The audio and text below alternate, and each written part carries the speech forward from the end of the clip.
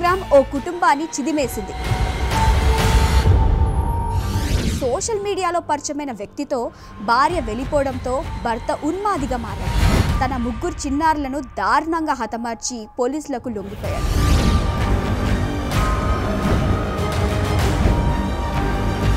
ఈ ఘటన తమిళనాడులోని తంజావూరు జిల్లా గోపాలసముద్ర గ్రామంలో జరిగింది. ప్రస్తుతం ఈ సంఘటన కలకలం రేపుతోంది. గోపాలసముద్రం గ్రామానికి చెందిన వినోద్ కుమార్ ఫోటోగ్రాఫర్గా, డ్రైవర్గా పనిచేస్తూ మధుకూర్లోని ఓ హోటల్లో వెయిటర్గా కూడా ఉద్యోగం చేస్తున్నాడు. 12 ఏళ్ల క్రితం నిత్య అనే యువతితో వివాహమైంది. ఈ దంపతులకు ఓవ్య, కీర్తి, ఈశ్వరన్ అనే 3 పిల్లలున్నారు. కుటుంబంలో ఆర్థిక సమస్యలు ప్రారంభమైన సమయంలో నిత్య సోషల్ మీడియా ఇన్‌స్టాగ్రామ్లో యాక్టివ్ అయింది. అక్కడ పరిచయమైన మన్నార్గుడికి చెందిన ఓ యువకుడితో ఆమె వివాహేతర సంబంధం పెట్టింది.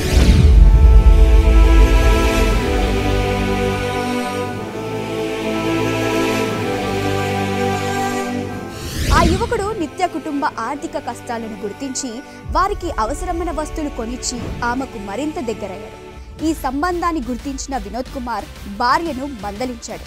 అయితే విలాసవంతమైన జీవితం కోసమంటూ నిత్య ఆ యువకుడితో కలిసి 6 నెలల క్రితం ఇంటి నుంచి వెళ్ళిపోయింది.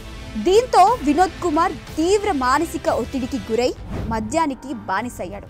పిల్లల బాధ్యత పెద్ద కుమార్తె ఓవ్యాపై పడింది.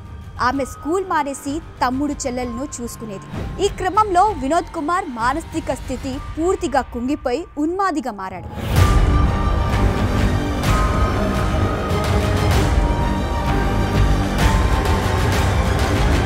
కొద్ది రోజుల క్రితం భార్య నిత్యను కలిశాడు.